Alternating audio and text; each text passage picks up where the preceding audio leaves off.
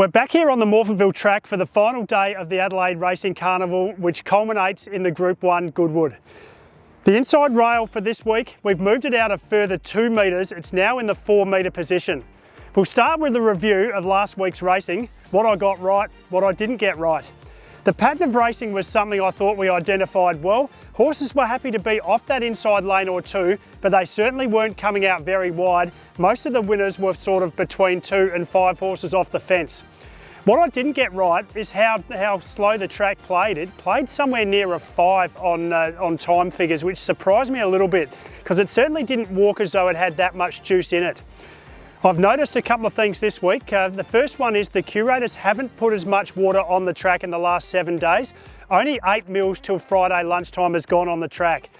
I think the track will play a little firmer than last week and will be somewhere around that genuine 4 region. The other thing I've noticed when walking the track, there's clear marking near the inside couple of horses from around the 800 metre mark to the 400.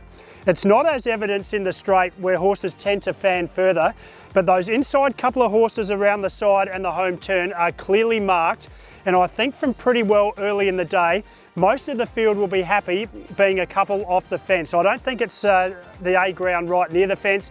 I think jockeys will be smart enough from early in the day to get off the fence. The track staff haven't moved the rail out that far due to the possibility of having a capacity field in the Goodwood and races like the Proud Miss having very big fields. So ideally they probably would have wanted to come out a couple more metres just to protect the track from some of those worn areas, but they've only come out 2 from last week. Again, I think we'll see horses get a couple off the fence, but the fact we'll be on that genuine 4 and slightly firmer than last week, we won't be sort of heading out more than 4 or 5 off the fence in general. Expect to see horses fan wide in the straight. There's some big fields and some open betting races later in the day.